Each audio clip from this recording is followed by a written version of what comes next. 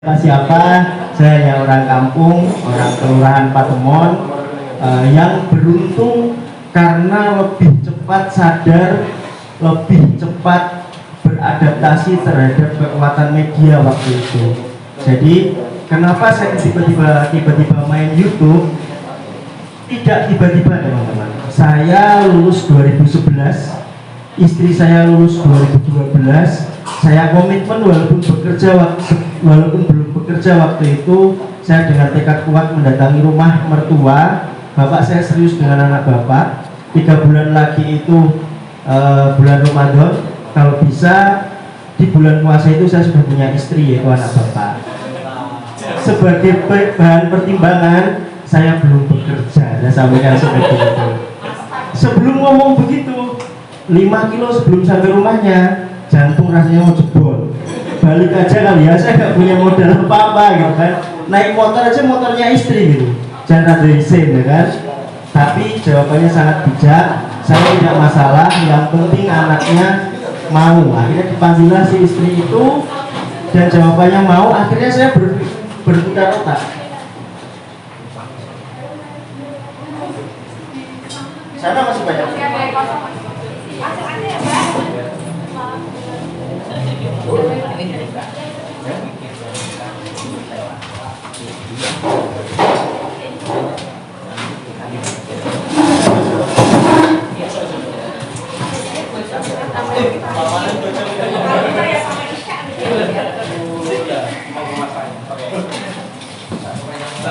Baik, saya lanjut ya. Jadi waktu itu saya berpikir instan, pekerjaan apa yang halal, berkah, melimpah, tapi cepat. Orang bilang ngepet. Ngepet itu apa tahu gitu? Ngepet itu ya bekerja dari internet. Mas Eko paling pintar ini. Mas Eko paling pintar, saya juga belajarnya dulu dari beliau gitu kan.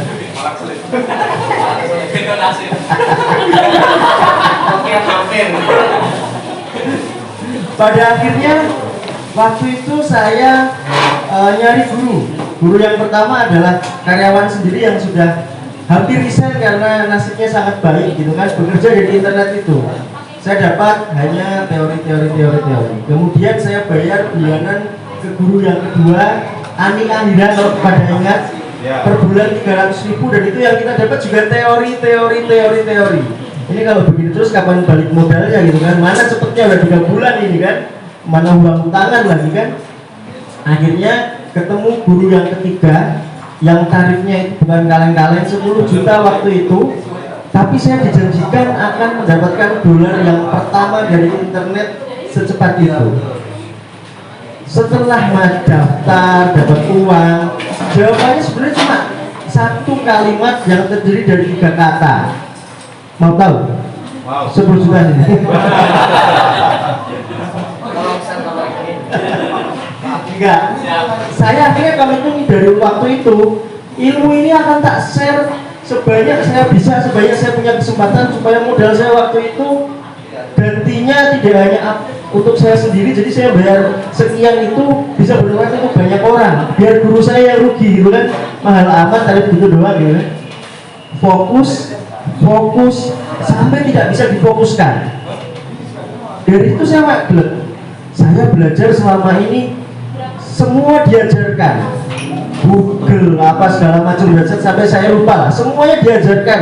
Nyari uang dari internet kemungkinan dari A sampai Z. Sadarlah saya, oh iya ya, orang kalau dokter, kalau dokter umum tuh per jamnya hanya sekian. Tapi kalau sudah dokter spesialis, maka bayarannya menjadi banyak gitu kan. Akhirnya saya spesialiskan. Tak pikir waktu itu YouTube sudah sangat spesialis. Ini ngomong dulu dasarnya dulu ya. Tak pikir YouTube sudah sangat spesial, sudah sangat khusus. Ternyata belum. Saya masih harus bikin tutorial. Saya pikir sudah sangat fokus. Saya bikin tutorial ngilangin jerawat, saya bikin tutorial download film, saya bikin tutorial bla bla bla bla, banyak sekali. Bahkan dari tutorial itu masih bisa difokuskan lagi ternyata. Saya bikin tutorial mengemudi. Dari mengemudi itulah jutaan viewers datang. Memang sebelum ketemu konten mengemudi, saya ada tutorial download film. Waktu itu booming-boomingnya Fast to Furious 7 yang kalau nonton di bioskop tuh di lantai 3 tapi orang ngantri beli tiketnya sampai lantai 1. Tak bikin konten, panen saya, panen dolar, panen subscribe, panen komen. Ini mungkin ada beberapa yang pernah mendengar tapi nggak apa-apa saya ceritakan dulu. Seminggu saya dapat teguran copyright dari Universal, langsung hancur semua itu, uang hilang. Dan itu saya sadar bahwa oh kalau mau keren tuh harus pakai wajahnya sendiri, harus pakai suaranya sendiri. Muncullah wajah jelek ini pertama kali ke internet. Semula hanya suaranya saja. Oh ternyata begini. Nah, ada cepatnya juga tak rename namanya. Dulu bukan namanya Mas Wahid kan, tak rename nama Mas Wahid. Dari situlah saya bikin tutorial. Sebenarnya YouTube juga itu bisnis juga teman-teman. Analoginya sama. Gimana caranya orang bisa nyaman, bisa berlangganan, bisa balik terus, yaitu tidak ada ilmu yang ditutupi. Misi saya waktu itu begitu. Misi saya waktu itu, maka bayaran saya yang paling tinggi adalah bahagia ketika dapat komentar saya bisa mengemuki hanya gara-gara nonton videomu, hanya gara-gara nonton videomu. Berbeda kalau suami saya ngajari perang terus, ya kan? Ada begitu nggak Bu kalau dia jadi suami? Bener ya? Ganti aja. Gurunya maksudnya. Nah, kursus juga demikian. Saya kursus belum bisa-bisa ini. Ternyata karena saya lulusan guru, jadi saya bisa ngasih tahu dengan damai. Saya memang khawatir, tapi kekhawatiran saya tutupi sehingga orang yang belajar dari video itu bisa nyaman dalam ini. Kurang lebih seperti itu sejarah kenapa bisa ke YouTube. Sebenarnya YouTube itu saya sendiri yang mengkondisikan, tidak ada yang benar-benar kebetulan. Saya bikin akun 2012. Sekarang berarti beras 10 tahun. 2000, iya, Danut Kobro Kalem. Namanya dulu Danut Kobro Kalem, Karinem. Ada Samsung sampai sekarang nggak bisa masuk gara-gara namanya masih itu. Sponsor tuh. Ya, karena ya orang ngerti ya kan. Ngertinya saat cukup gitu kan. Ya aku jalan. Jadi sejarahnya seperti itu. Kalau boleh saya bilang, YouTube ini orang bilang sukses. Suksesnya pun tidak kebetulan. Jadi ada potensi, ada kesempatan yang sebelumnya sudah saya siapkan. Ketika persiapan ketemu kesempatan, maka yang ketemu adalah seperti ini.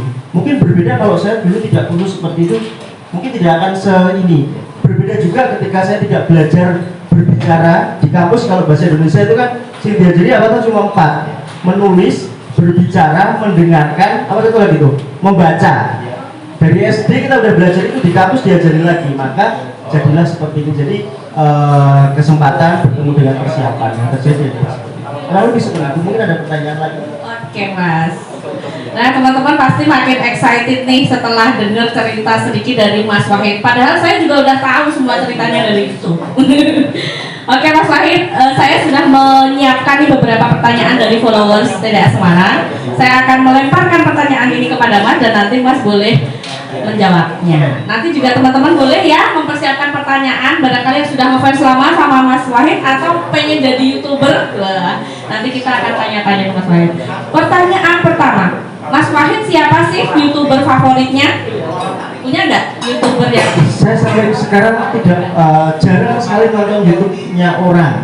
Nonton punya saya pun sejam 2 jam setelah tayang, keperluannya untuk, karena sebelum diposting, setelah editing itu tidak saya tonton. Ada kesalahan nggak itu? Mumpung belum fatal, kalau ada kesalahan kita take down. Jadi bener-bener kita tidak pernah koreksi sebelumnya dari editor ke kepala editor yang upload. Setelah itu tanggung jawab saya kalau ingat baru nonton. Kalau ada kalau ini baru nonton, kalau ada kesalahan ya sudah ada terlanjur. Tapi kalau fatal baru kita take down. Setahu saya belum pernah take down. Kalau dipaksa harus nonton YouTube, jarang sekali sampai selesai. Referensi saya kelihatannya nggak ada. YouTuber yang saya suka itu nggak ada. Oke, terus balas komen nggak Mas? Balas komen dari netizen nggak? Balas. Sampai sekarang masih balas. Pertanyaan kedua dari followers, apa target Mas Wahid dalam waktu dekat? Target dalam berbisnis mungkin? Selain jadi juragan bis. Yang jelas saya berharap usaha-usaha saya ya, jadi saat ini seperti yang saya sampaikan di pojokan tadi, bahwa fokus saya sekarang tidak hanya di konten. Kalau konten gampang, ada tim yang handle. Tapi usahanya yang kadang sudah banyak masyarakat ikut di situ gitu kan. Akhirnya tanggung jawab saya ya gimana caranya BMI itu langgeng, Opsecond makin gurih jualannya. Ini penanggung jawabnya Opsecond ini. Saya bawa ke sini ya kan. Kemudian adik saya segera menikah, itu adik saya belum menikah ya.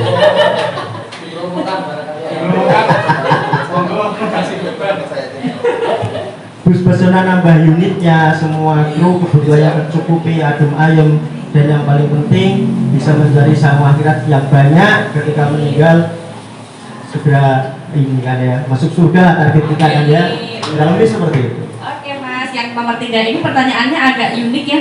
Kapan terakhir kali Mas Wahid menangis ataupun terharu? Seingat saya, mungkin ketika bapak saya meninggal. Setelah itu, jadi gini, dari hantaman itu membuat saya benar-benar nggak ada kesulitan lain nih gitu loh. Jadi setelah hampasan sekuat itu, apapun itu sudah gini aja, oke gitu. Jadi sudah pernah saya karena kasus sepele perusahaan air, saya masuk Polrestabes juga sudah pernah gitu kan. Tapi akhirnya aku cuma gini doang, santai lah gitu kan. Gini doang gitu. Karena ya waktu itu wajar lah, saya kelas 1 SMA gitu kan. Akhirnya setelah jalan ke sini, masalah apa lagi ya gitu. Ya tiap hari saya akan menemui masalah, tapi alhamdulillah mungkin hatinya sudah terlatih atau keras, saya tidak tahu. Mungkin terlatih, bisa juga keras. Jadi nggak, kelihatannya jarang, kelihatannya tidak pernah. Oke Mas, yang nomor 4, apakah bakat terpendam Mas Wahid yang belum para penonton ketahui? Apakah punya bakat yang lain? Apa? Yang tahu kan orang-orang? Apa ya Mas ya, bakat terpendam Mas Wahid yang belum kita ketahui? Hah? Oh, adik-adiknya. Oh, ternyata Mas Wahid adalah tukang ledek. Iya, ya Bagaimana wajar. Mas mau dicarikan member TDA yang masih single mungkin? Salah melu. Oke, apa yang membuat Mas Wahid insecure? Apa yang kadang sama tetangga? Kayaknya yang tanya milenial banget ya, insecure. Kadang di masjid itu ada acara sampai malam gitu kan, acara bisisa. Sayanya habis dari mikirin dunia gitu. Nah itu aja sih. Kalau pulang kadang melihat Bang Yan di sana wiridan pakai baju koko putih, pakai kopiah. Sayanya habis mikirin dunia, habis dari garasi.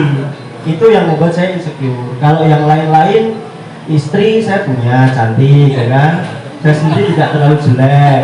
Apa sih yang kurang? Anak ada, gitu kan? Rumah ada, ya sudah ada. Paling Yang kedua yang belum ada Mas. jangan. Bahaya itu. Ini ada yang lem loh. Sering nonton loh Mas ya. Kita Adanya Mbak Rita loh ya. Oke, cita-cita tempat healing, waduh ini juga anak gaul nih. Cita-cita tempat healing yang belum, yang diimpikan Mas Wahid dan keluarga yang belum terpenuhi. Pengen kemana Mas? Saya sendiri pengen nyetir sendiri keliling Indonesia. Wih. Tapi mungkin itu akan lama karena anaknya masih kecil banget. Hah? Camper van. Beli, bikin, dijual lagi karena butuh. Bisnis tetap ya. Butuh. Oke, ada yang lain? Juga ada loh Mas, kalau camper yang van. ada bau-baunya bisnis ada enggak? Kayaknya kok banyak kan kok guyonan ya Mas. Ini ada lagi nomor 7, apa masakan Mbak Rita yang paling Mas Wahid sukai? Semua saya suka. Itu rasa ya, Mas? Memang Karena lain. Nah, yang nomor 8 ini sekarang berapa total karyawan Mas Wahid? saya tidak hafal sampai sekarang. Terakhir bikin parcel berapa? 85 ada tadi saya. Sambil yang dikirim ke Jakarta juga. Ya lumayan lah. Saya nggak hafal. Alhamdulillah. Yang nomor 9, bagaimana cara Mas Wahid menjalani kesibukan namun tetap banyak waktu bersama keluarga? Karena diwakilkan. Nah ini penting teman-teman. Saya tadi ingin membahas tentang apa yang saya lakukan kok saya terlihat seperti di jalan tol. Sebenarnya rodet macet sama aja. Macet ya sama, saya juga macet. Tapi di antara hal yang mungkin saya akui saya mampu melakukannya adalah apa sih namanya, mendelegasikan ke orang yang tepat gitu. Jadi kalau cuma mendelegasikan itu gampang, tapi kalau memilih orang yang tepat untuk pekerjaan yang tepat itu yang kadang salah pilih juga gitu kan, salah pilih. Ada satu hal yang pernah saya simak, saya baca bahwa dalam bisnis perlunya pemain tengah itu sangat perlu. Kita mungkin pemain depan, pemimpinnya lah, pengemudinya atau strikernya, tapi tanpa pemain tengah ternyata kadal-kadal juga gitu. Nggak mungkin kan kita jemput bola ke belakang, kirim ke depan langsung tembak, kan nggak mungkin. Nah, semampu apa sih kita sebagai manusia menahan capeknya gitu kan? Nggak bisa. Nah, kadang disitulah alhamdulillah dari awal saya membangun tim, mulai dari channel saya delegasikan ke editor sudah mengerti apa yang saya inginkan. Kemudian belum terlalu terkenal, jadi saya juga sudah bentuk satu tim yang akan mengingatkan saya acara apa aja, mengatur jadwal segala macam. Kemudian di berburu mobil impian juga, ketika saya sudah ngerasain ini kalau tak handle semua nggak mungkin jadi gede. Jawa Tengah, Jogja, DIY semuanya sudah ke handle, saya langsung berpikir buka Jakarta dan sekitarnya. Itu orang-orang semua, jadi pengenku begini, lakukan. Ya memang monitoring, evaluasi segala macam, pelatihan. Kalau saya bilang sih mirroring sih. Saya cukup mencontohkan di awal-awal apa yang saya inginkan. Kemudian pemain tengah itu yang akan menyesuaikan ke tim. Jadi pemain tengah istilahnya siapa gitu, dokter siapa gitu, saya baca dari situ pentingnya pemain tengah. Karena nggak mungkin kita ambil bola ke belakang bawa ke depan, nafasnya kita habis. Nah dari situlah saya tinggal ada masalah yang terlalu berat biasanya baru sampai ke saya. Kalau nggak ada teman-teman semuanya ya tentu hasil kita akan berkurang, persenan kita tidak akan berkurang. Tapi satu hal yang saya masih pahami sampai sekarang adalah teman-teman tahu got selokan. Selokan itu kan jalan lewat air untuk ke tempat lain yang lebih jauh. Tapi selokan itu sejauh dilewati air dia akan selalu basah. Ya, itu sih. Jadi dompet mungkin hanya 20-30 ribu, tapi ketika kita butuh insya Allah selalu ada gitu. Karena enggak istilah gitu. Ya, jadi pentingnya pemain tengah itu. Jadi makanya sepertinya santai-santai ya, memang ngapain sih gitu kan, kurang lebih seperti itu. Oke Mas, dari YouTube-nya 1,18 juta subscriber, total videonya apa enggak Mas? Punya video berapa? Ada 834. Itu ada nggak konten yang paling berkesan buat Mas Wahid? Mungkin yang effortnya paling gininya, ada nggak? Effort sih semua rata ya, karena kadang tuh bikin konten tuh memang males pertama niatnya, apalagi sekarang alhamdulillah sudah dibantu. Yang paling berkesan ya nyariin mobil Innova, anaknya lagi di lautan mana itu, dikirim untuk bapak ibunya, di jalan ditabrak orang. Itu berkesan banget. Tim masih awal-awal semua, tetangga semua. Berkesan yang kedua ya paling ketika menghidupkan bangkai bus menjadi bus wisata layak pakai. Itu trending berkali-kali, itu berkesan. Kemudian yang ngambil mobil tambang, jadi semuanya memang saya bikin gara-gara aja sih, supaya trending aja. Ya tambang dulu di Kalimantan, yang mobilnya saya seberangkan ke lautan, kemudian saya setir dari Surabaya sampai Solo, mobilnya terbakar. Trending, tak tinggal doang di pinggir jalan. Kemudian orang Indonesia rata-rata menghindari 3 hal kalau membeli mobil bekas: kilometer tinggi, bekas banjir, bekas taksi. Saya gabungin 3-tiganya saya beli. Jadi bekas taksi yang kilometernya tinggi, yang kebanjiran. Trending. Tapi kan balik, pasti insya Allah balik lah, karena saya sudah mungkin karena pengalaman itu ya, pas ngerti bakal balik, apa pas ngerti bakal boncos. Rata-rata balik sih, karena setelah jadi kita perbaiki semua, proses perbaikannya itu juga melibatkan sponsor, nggak mungkin kan, nggak apa-apa ini live aman gitu kan. Dijual juga masih laku. Mas Wahid siapa sih yang nggak mau beli ya kan? Kurang lebih seperti itu. Oke, terima kasih Mas Wahid. Di tangan saya pertanyaannya sudah selesai. Mungkin panitia boleh melempar mic. Teman-teman boleh ya Mas tanya yang udah kepo-kepo sama Mas Wahid, boleh ya? Serius. Ini serius. Bismillah. Siap ya. Aula, siap. Kenalan dulu ya Mas, nama, kotanya, sama pertanyaannya. Silahkan.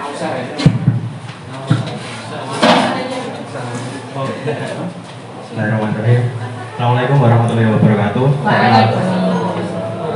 Perkenalkan, nama saya Fajar, usahanya di bidang dekorasi korden. Kandeng korden di Fatmawati. Saya mau bertanya tentang, tadi kan sempat Bapak cerita tentang ya tadi sempat berburu dan itu biayanya nggak tanggung-tanggung sampai 10 juta. Saya ingin bertanya mengenai teknis yang Pak Wahid lakukan ketika berburu itu, adat dan interaksinya sama guru itu seperti apa. Lalu ini setelah berada di posisi sekarang, apakah masih berinteraksi dengan beliau seperti itu? Itu pertanyaan pertama. Lalu tadi berkaitan dengan orang tengah, kan itu berarti orang kepercayaan. Kalau saya belajar atau mendengar kisah inspiratif, itu salah satunya contohnya itu Bob Sadino itu sampai membawa sopirnya itu ke luar negeri sampai ke Singapura karena waktu itu sempat sopirnya itu pengen tahu luar negeri. Saya ingin bertanya di sini apa bahasa begini kita dengar. Oh ya. Saya mau bertanya mengenai apa ya, bahasanya itu membangun loyalitas atau memperlakukan tim itu dengan seperti apa sih, atau contoh realnya yang Pak Wahid lakukan itu sampai yaitu terbangun kepercayaan, terbangun kerjasama yang bagus. Begitu, terima kasih. Saya langsung aja ya. Ya, Jawaban untuk pertanyaan pertama, adabnya bagaimana? Yang nggak ada adab itu saya kenal kok. Itu temannya istri saya. Kemudian belajar ya belajar secukupnya, ambil saripati. Saya hanya 1 kali pertemuan waktu itu, orang jawabannya cuma begitu tadi. Serius, benar-benar serius. Cuma tanpa jawaban itu mungkin saya akan berkutat di teori orang barbar. Jawabannya itu yang pertama, sesimpel itu. Sampai sekarang kotak lagi apa enggak, istri yang masih kotakan, saya enggak, karena saya wongnya suka cuek bebek asli, tapi hati saya lembut sebenarnya. Tapi nanti dijawab orang bakal ini loh. Jadi apa ya, tertutup, orangnya tertutup di rumah ya di rumah, nggak nongkrong, dolan ya jarang, jadi ngerti lor kidul, ngerti mau patemon kok gitu aja. Jawaban yang kedua, membangun loyalitas. Ya nggak tahu teman-teman yang di sini, Bang, dirimu loyal nggak sama saya, Bang? Katanya dirimu loyal, tapi loyal enggak gitu kan? Siva dari awal, Siva itu adik kelas saya. Ketemu pertama mungkin saya semester berapa, saya yang ngospek dia ya kan kalau nggak salah. Kemudian ketika saya pacaran dengan istri saya yang sekarang, Mbak Rita ini motornya sakit apa ya, orang kayak gitu jadiin pacar gitu kan. Waktu itu masih jelek sih emang, sekarang ya lumayan lah ya. Tak kenalkan ke istri, kemudian di jalan merias, kemudian saya ngajar kemana, yuk ikut bidang saya gitu kan. Saya riset di sini dulu, saya tak benerin YouTube-nya. Sekarang yang saya minta untuk mendampingi saya beresi hal-hal yang saya tidak sempat membereskan, hal seperti itu. Kemudian basicnya adalah orang menjadi ngolet itu kalau kebutuhannya tidak tercukupi, itu aja. Kadang saya ngomong ya, ini curhatnya seorang makelar. Saya kan yuk tidak jauh-jauh dari makelar kan. Makelar kalau jujur itu remuk gitu loh. Itu yang membuat makelar itu jadinya begitu gitu. Contoh satu, jangan mas gini. Jangan itu ada yang lain, bukan gitu. Ya dia dulu, bukan karena teman-teman di sini yang effort datang ke sini, kalau di live untuk penonton yang lain enak nongkrong dari rumah beres gitu lah. Kita yang kesini jauh-jauh ya kan, kalau nggak ada kamera saya baru ngomong maksudnya gitu. Nah aman ya, karena beban ini. Maksud saya begini, saya ingin mencontohkan bahwa dengan jadi maklar atau perantara atau mediator yang tulus, walaupun dapatnya sedikit, itu insya Allah cukup. Karena banyak belum tentu cukup, sedikit belum tentu kurang. Contoh nyata, ketika maklar-maklar bis yang lain mematok harga sangat tinggi dan itu dengan cara yang ada pembeli, maksudnya segini, dia ke penjual, bos saya titip 10 juta ya gitu. Saya beda, ketika ada yang mau beli ketemu dengan yang mau jual, tak temoke harganya sekian mas, kalian rebutan sendiri. Ya kadang memang dapat 500.000, kadang dapat 1 juta. Pertamanya mungkin tak ikhlas, asem, padahal saya bisa dapat 10 juta loh, gampang loh. Orang budgetnya 800, ini jualan 750. Karena gapnya kan panjang, tapi kan nggak bisa.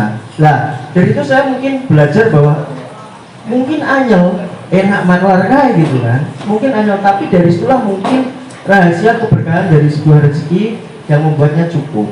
Itu tentang maklar. Kemudian tentang loyalitas itu tadi, kalau kita mau berbagi saja dengan cukup, artinya misal mendapatkan 2 juta, kita katakan 1, berapa dianya sisanya, itu mungkin dia akan, bang cukup masih bang, cukup ya bang, cukup ya bang, wah cukup ya bang.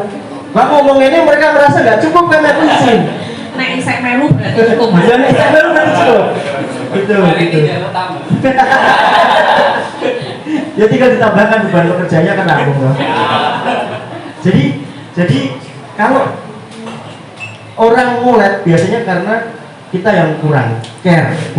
Nah, ada yang sistemnya persenan. Jadi usaha-usaha yang sana itu bergerak sendiri itu persenan. Ada tim yang memang gajinya sekian, ya kurang lebih seperti itu. Satu kata kunci, berapanya kan nggak bisa diukur karena itu presentasi kita yang paling ngerti, masing-masing kita yang paling mengerti. Tapi kata kuncinya kenapa orang itu loyal adalah karena mereka tercukupi. Yang pertama tercukupi besarannya, yang kedua merasa aman. Aman di sini jangan-jangan sebentar lagi bangkrut, keluar sebelum perusahaan online gitu. Kurang lebih seperti itu. Jadi dua hal itu insya Allah harusnya sama treatment. Mungkin aku galak, tapi galakku yang enggak sampai masuk hati orang sih pada sibuk tuh. Mungkin aku galak, tapi insya Allah ya kudune termaafkan. Ngomong karo guyu-guyu walaupun nyoket. Ora tidak. Mungkin aku galak tapi jajakake. Ya wes. Kurang lebih seperti itu mas. Semoga bisa menjawab. Oke teman-teman yang lain masih boleh ya tanya-tanya Mas Wahid. Saya juga akan menyela sedikit, kita juga ada saweran ya guys. Jadi saweran ini buat mendukung acara-acara TDA selanjutnya. Jadi selain Mas Wahid ini udah berhasil kita culik ke sini, nanti semoga event-event yang lain kita juga bisa mengajak orang-orang keren yang lain di Semarang. Ada yang mau bertanya lagi? Silahkan Mas Dias yang udah lama Mas. Lama banget vakum dari TDA, baru hari ini datang karena ada Mas Wahid nih. Tepuk tangan dong. Saya ngefans kok sama Mas Wahid. Halo Mas Wahid dan teman-teman, perkenalkan saya Dias dari Semarang. Oh iya, usaha saya di penginapan hostel dan homestay. Saya menjadi tertarik progresnya Mas Wahid dari YouTuber kemudian bisa ekspansi luar biasa. Pertanyaan saya, bagaimana Mas Wahid mendana itu? Apakah Mas Wahid ini tipe solo player? Maksudnya semua usaha itu yang memang dirintis semua dan didanain Mas Wahid, atau Mas Wahid ini kolaborasi ya? Itu saja, terima kasih. Oke, silakan Mas. Oke, semuanya hanya titipan, itu kuncinya. Tapi saya menghindari adanya, mohon maaf, ini mungkin berbeda dengan teman-teman pinjem bank. Saya tidak memakai itu. Terakhir saya pakai itu 2014. Setelah kenal baca-baca postingannya Sabtuari Sugiharto, ngeri bos. Ngeri banget. Ngeri, itu susah disebut lah. Akhiratnya ngeri, dunianya tak cukup. Dunianya nggak cukup, udah itu selesai. Di konten kita nabung pelan-pelan untuk beli alat dan lain-lain. Di BMI kita nggak ngeluarin modal duit. Di Home2nd ada, tapi setelah 2019 saya bikin Home2nd. Yang jadi pertanyaan banyak orang adalah, kok bisa gitu? Kok bisa musim pandemi bla bla bla bla. Alhamdulillah dari 8 itu memang semuanya titipan. Yang 4 titipan dari Allah, yang 4 titipan dari orang. Gitu. Jadi kenapa bisa secepat itu? Sebenarnya ini dilihat juga. Kok saya pengen cepet banget, itu bisa. Karena ada semuanya hampir BPKB-nya ready ya kan. Tapi ketika saya keburu nafsu seperti itu yang membuat kaki-kaki kita, pondasi kita tidak kokoh. Berbeda ketika musim pandemi, banyak yang telepon jangan beli bis bos, harga bis hancur.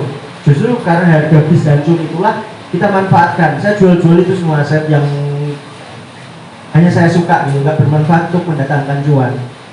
Dari awal saya komitmen tidak akan menikmati ini dulu, takkit dulu, baju segala macam kebutuhan saya juga kadang dibeliin tim, kadang dibeliin orang. Saya benar-benar nggak yang menikmati untuk diri saya sendiri, tapi saya putar terus. Bahkan ketika saya mendengar apa yang kamu miliki semuanya itu adalah sekarang, dalam bahasa Inggris. Saya pikir iya benar juga, tapi kalau sekarang saya nikmati mungkin tidak akan secepat ini. Jadi semuanya kalau titipan yang dimaksud itu bukan dia menanam modal, bukan, tapi memang titik unik namanya KSO, kerjasama operasi, itu bagi hasil. Itu saya juga dapat, dia juga dapat, perawatan segala macam, branding murni tanggung jawab saya, kurang lebih seperti itu. Jadi nggak ada investor, semuanya murni titipan Allah. Oke, teman-teman yang lain masih boleh tanya ya. Saya juga akan mengingatkan bahwa event hari ini jangan lupa di tag di TDA Semarang. Tag juga boleh Mas Wahid, nanti biar di repost followernya wakeh loh Cak. Terus juga bisa tag tempat yang sudah menyiapkan tempat yang lumayan cozy ini di okcafe.id. Ada lagi yang mau bertanya? Yo, siang-siang lo. Silahkan Mas. Ayo Mbak Panitia. Assalamualaikum warahmatullahi wabarakatuh. Waalaikumsalam. Perkenalkan nama saya Ustaz saya konfirmasi. Mas Wahid, terima kasih banyak dengan di sini. Mau tanya terkait yang pertama, target saya sebenarnya apa? Karena kan YouTuber udah terkenal, terus bisnis juga udah jalan semuanya, dan berkembang selanjutnya ini Mas Wahid ingin melakukan apa gitu targetnya. Lalu yang kedua, bisa luas tadi bisnisnya terkait dengan memilih dengan tepat Bismillah, nah ini loh pertanyaannya berat. Berat dan rahasia. Nah, gitu yang ya. pertama tadi apa ya? Lupa. Target selanjutnya, Iya. sepertinya saya tidak pernah punya target teman-teman. Serius.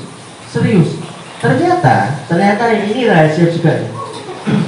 Ternyata mobil putih yang sering dipakai istri saya, memang yang beliin saya, tapi itu hasil bayangannya dia ketika SMA. Ya, saya ingin nganterin anak pakai mobil itu. Nah, kemudian bayangan-bayangan kayak saya pingin pekerjaan di dekat saya. Jadi kantor saya itu kan ini rumah, jalan, depannya kantor. Itu memang bayangan saya waktu kecil. Kalau untuk target realnya saya tidak pernah matok. Sak laku kita ya, ternyata yang dorong banyak. Doa teman-teman, doa tim.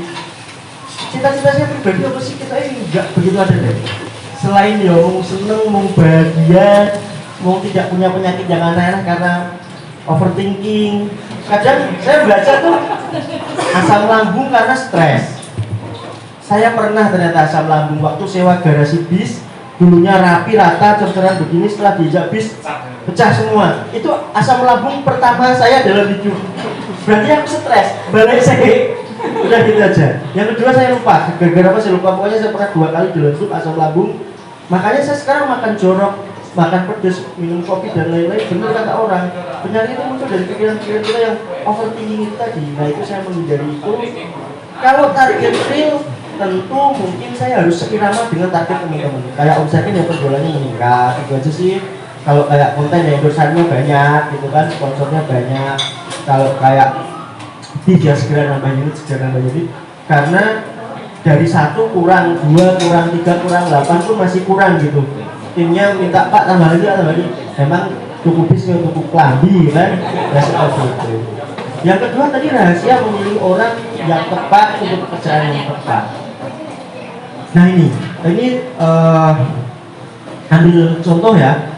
Orang itu adalah orang yang benar-benar kita kenal, tapi tidak selalu orang itu yang kita kenal. Contoh adik saya kandung itu masih menempati posisi terendah dalam jenjang karir atau jenjang bisnis kami, masih terendah. entah kapan naik nggak tahu. Serius, saya setega itu karena yang saya pegang adalah bola panas. Kalau saya tidak pandai memutar, mengelola, berhenti ngobong, bakar semua, habis. Angkatan pertama dalam memilih ini yang begini aja ya. Kalau kontennya gampang, tinggal pilih editor, kemudian kita belum pernah ngeluarin editor kan ya, semuanya jadi semua. Ya sebenarnya saling ini ya, saling mengerti, saling orang itu kekurangannya ini, kelebihannya ini udah gitu dan sadar diri. Tetapi kalau di BNI memang ada namanya Breki itu juga yang ngospek dari dia mahasiswa baru itu saya. Jadi saya udah ngerti dari dulu potensinya bagaimana. Kemudian ketika saya buka biro wisata, dia yang saya suruh meliput dokumentasinya. Jadi udah ikut saya kemana-mana. Seperti Siva, saya pindah kerja di mana, dia tak suruh ikut. Artinya orang itu memang yang saya ingat sudah jauh dari dulu. Jarang sekali saya ketemu yang tatapan mata pertama langsung oke klik, jarang. Saya takut bahaya.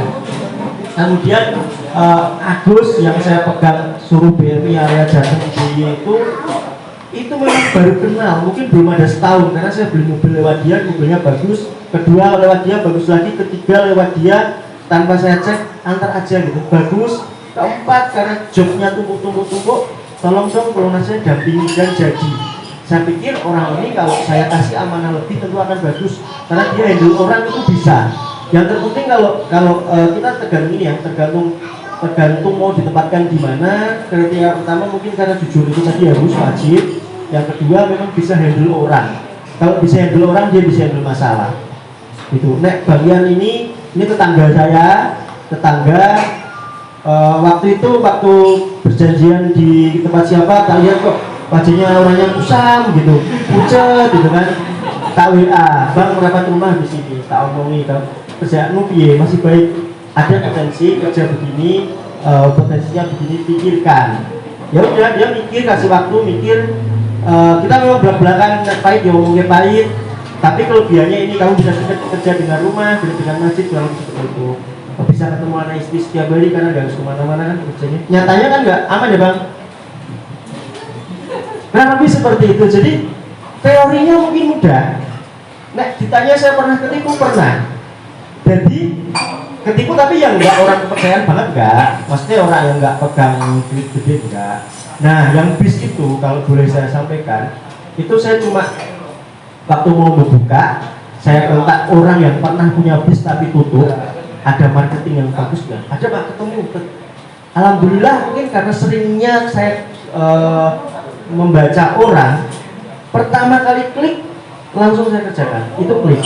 Tapi saya pernah menilai seseorang dari pertama ketemu nggak klik, kedepannya juga berantakan. Untungnya mungkin karena terbiasa.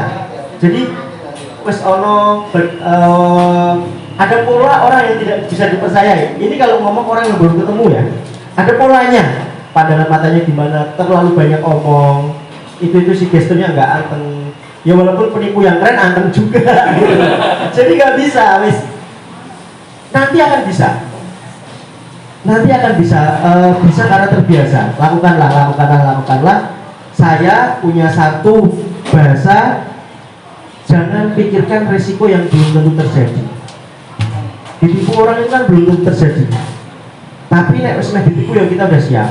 Tapi tanpa kita ambil resiko itu kita nggak pernah maju. Satu contoh, ada bis yang dihindari banyak operator, bukan, ada bis yang dihindari banyak mandor, banyak kru, operator banyak juga yang pakai. Namanya sebuah brand dari Hino yang canggih, tapi harganya murah.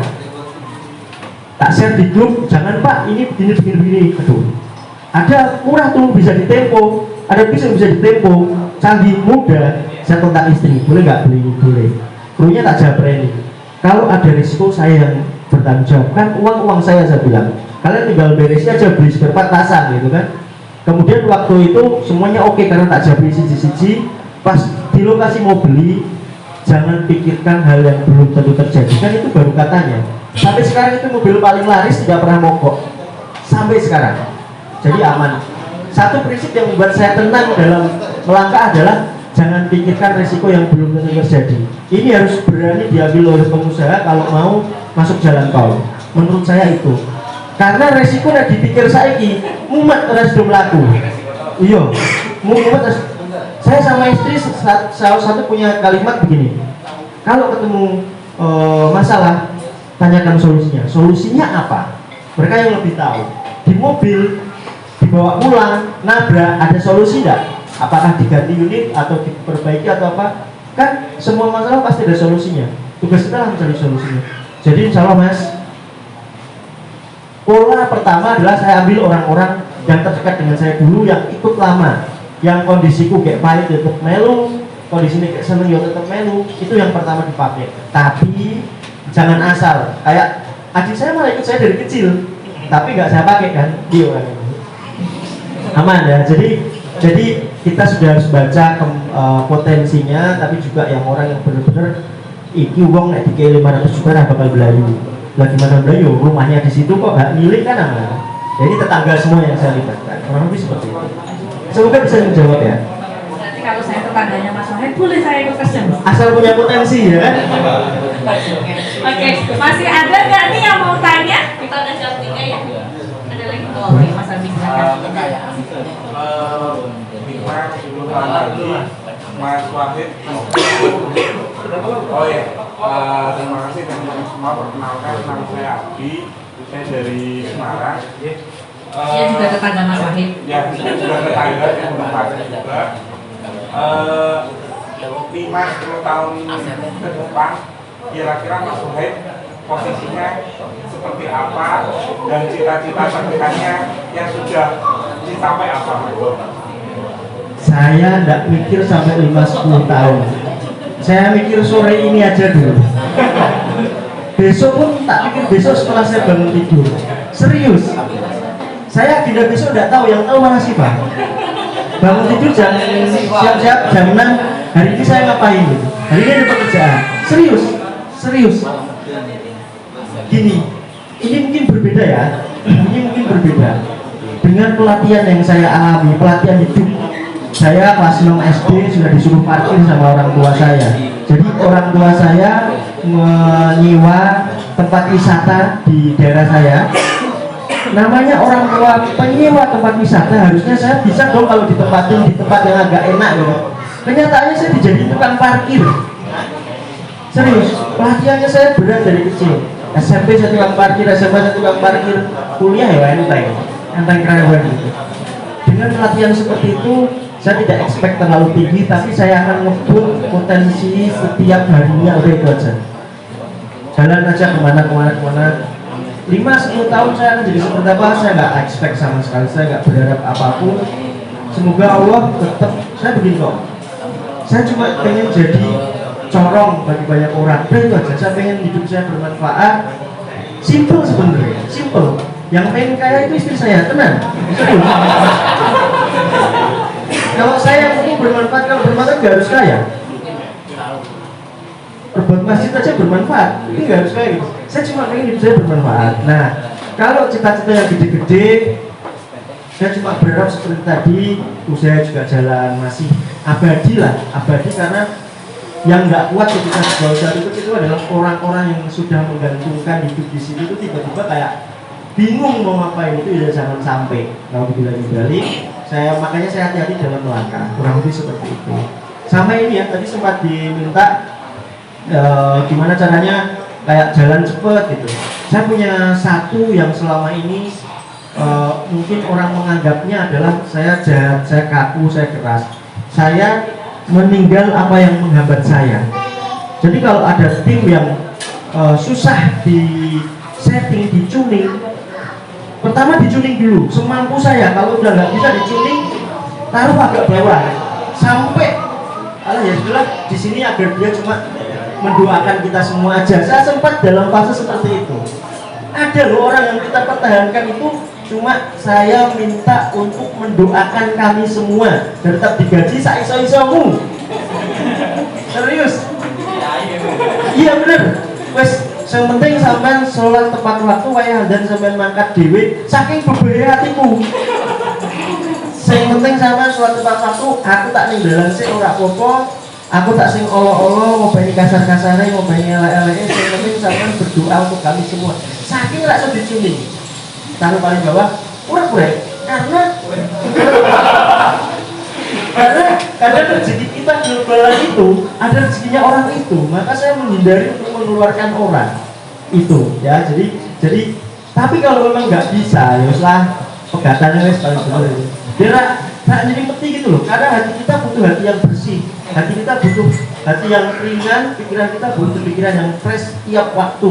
Jangan sampai tiba-tiba kita udah hai-hai berangkat kantor ketemu orang itu lagi, aduh, mana aku mikir padahal mikir liannya lebih baik kayak gitu. Kemudian ada seperti support system. Kita kalau punya target, sampaikan minimal ke istri dulu. Kalau istri sudah oke, ke ibu. Kalau ibunya masih hidup, ini penting banget, super duper penting. Tentunya hari ini sangat bermakna sekali untuk kami, tentunya sebagai penyemangat, sebagai doa, sebagai tambahan cash hari ini ya Mas. Semoga Mas Wahid tambah lancar, tambah sukses, tambah kompak juga bersama keluarga dan timnya. Terima kasih sekali. Kelihatannya teman-teman juga sangat bahagia sekali hari ini, termasuk saya mungkin ya. Oh iya. Bahagia ya semuanya. Bahagia karena kita alhamdulillah semua dalam keadaan sehat, semangat, dan semoga bisnisnya juga bisa tambah maju lagi.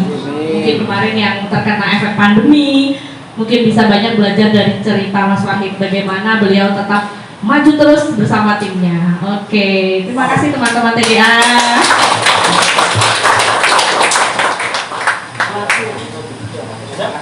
Oke, Mas Wahid pasti punya moto yang paling.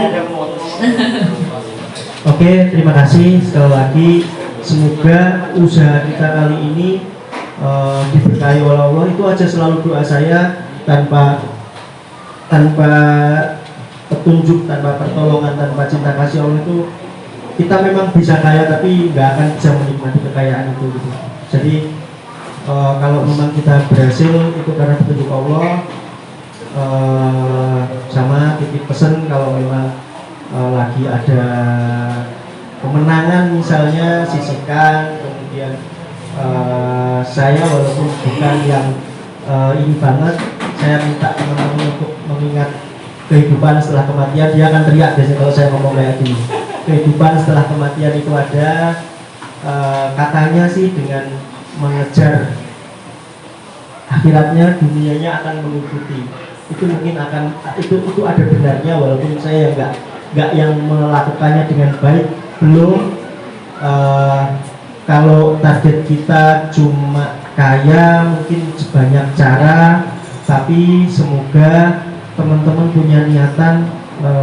Pengalaman yang saya sarikan dari kehidupan ini adalah istri yang mengatakan kalau kita niat untuk misalnya butuh tambahan unit karena krunya nganggur, setelah kita jual biasanya cepat diizinkan. Kalau teman-teman nonton film ada satu video yang kita ambil cat mobil yang baru itu, saya sampaikan panjang lebar di situ, nanti tontonlah di YouTube biar saya nggak ngulangi lagi.